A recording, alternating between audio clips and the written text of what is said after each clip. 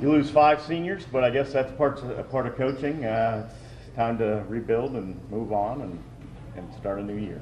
Yeah, I mean, we bring back significant experience with guys that helped us win a lot of games. I think people forget that we played so many guys last year. Reggie's won a lot of games here. Kendall's won a lot of games here. I mean, we just like last year, I think when Kendall didn't play the last 15 games of the year, we still had success. Last year's team, there were games where I think people forget there were games where Jaron and Miles didn't play. There were games where Kendall and Matt Vest didn't play, and we did fine. So it's a new team, certainly with some young faces and some new faces.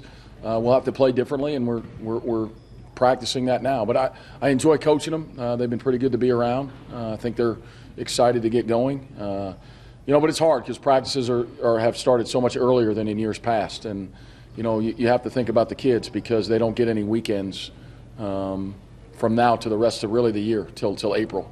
That's it for them, and that's as an 18 to 22-year-old, that's a big sacrifice. Now they get a lot in return, but you do have to be cognizant of that as you start your practice year. Besides the talent, you lost some leadership with some of those guys.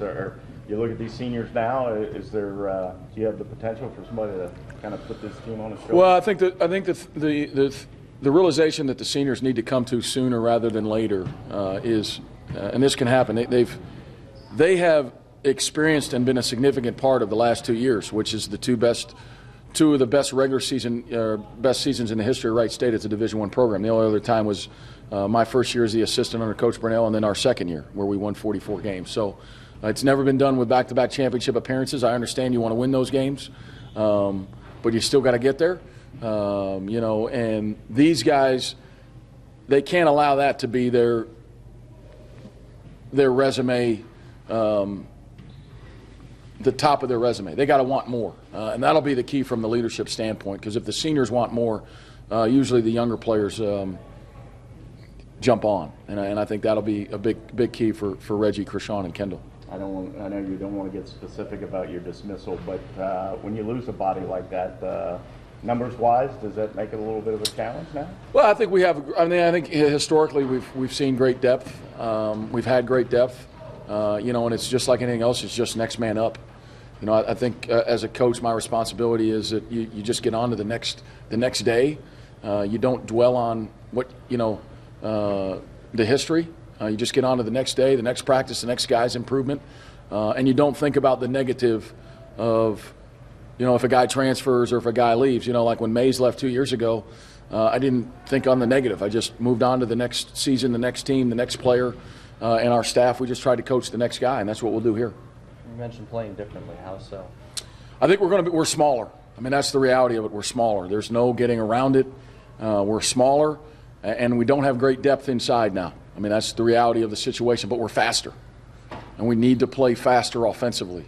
And we're all, myself included, are going to have to come to terms with that. We're going to have to come to terms with maybe turning the ball over a little bit more because we're playing faster and there might be more possessions.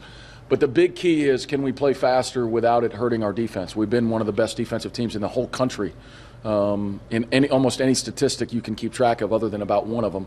And that'll be our key is can we play faster offensively with our speed? Mark Howell has speed. Reggie Arceneaux has speed. Chrishawn Hopkins has speed. And even like for a position, JT Yoho at his position is fast. Stephen Davis for his position is fast. Mike Corina is fast. Joe Thomason, can we utilize that speed, to give us a chance to win? And we'll have to. Once again, you kind of don't shy away from some of the big boys. One of the marquee matchups you see in December is you go into Ohio State. I think it's great. Certainly playing the Ohio State as a public institution. That's our second time in 3 or 4 seasons that we've played them. We're appreciative of the game. But I'll say this to our fans, the home opener against Belmont, there's only 4 other teams in the country that have averaged 28 wins per season over the last 5 years, and they're one of them.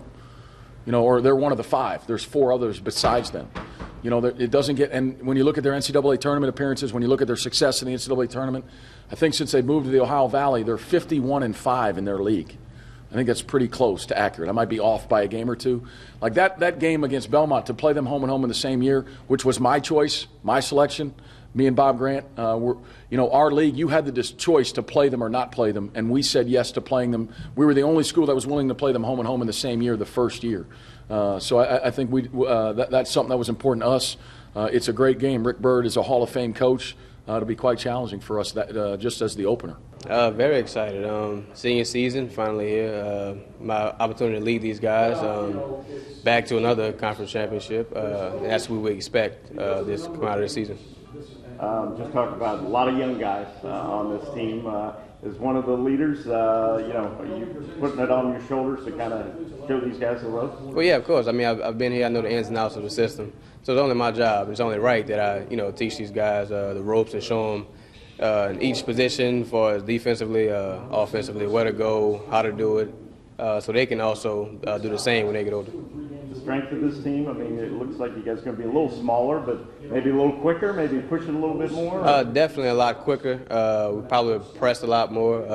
Like you said, we're smaller in each position, losing the players that we lost last year, but it can work into our advantage. We can mix, we can't just be one-dimensional. We can be several dimensions. So I think that worked out great for us. Coach was just talking about playing a different style this year. How are you guys embracing that? We feel like, it's more freedom. I think if you have more outlets, it gives you more freedom mentally. You get more engaged. So I think that worked out for us. You guys were one win away from getting the automatic game. You had that game here. Is there any carryover? I know that's in the past. You put it behind you, but does that make you hungry for this season to say, wow, we're that close? Well, yeah, of course. I mean, it just puts more fuel to the fire, knowing that you can, if you put your mind to it, you can get there in back-to-back years, and each year was not easy at all, as you can see. Even with Green Bay winning it last year. They're losing in the first round at home. I mean, it's not easy at all. So it just makes us even more hungrier to get back to where we left off. Is there something you take away from that experience, having learned from those two? Most hungry, but is there something you take away from that at this stage in the season? Definitely, that the little things count. Some things little things that are boring, that may seem boring to you, is very, very important. And you can lose it in an instant. I think that's what showed all of us. What are the kind of little things that you're talking about? I mean, stepping the pass, on the left side of the court, passing with your left hand, boxing out every possession, chopping your feet on a closeout, things like that, it counts. And in practice, it may seem boring, but it carries over to the game and it's very effective. I'm really excited. It's going to be my last full year I have, so I'm just really excited. I've been waiting all summer for it. When you look at this team, it's going to be a little different from last year. You lose some size, but it sounds like you guys might be a little bit more quicker paced. Yeah, we have a lot of guards. A lot of our guards are really quick. We can handle the ball, and we've been shooting the ball all summer. So it's going to be something we're going to be looking forward to doing, ball handling and shooting really. How do you guys embrace that change, especially going into your last year? I mean, it's going to be tough.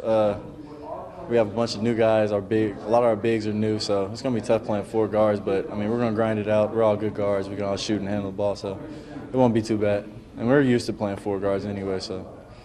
The experience of last year, did that leave kind of a bad taste in your mouth as far as, had that game here at the Nutter Center and felt like maybe one got away from you? And definitely. Does that motivate you for this?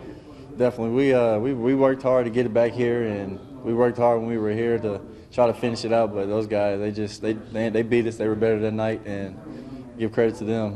But we're working hard. We're trying to get back to that place. I know I'm trying to get back to that place in my final year, so something to look forward to.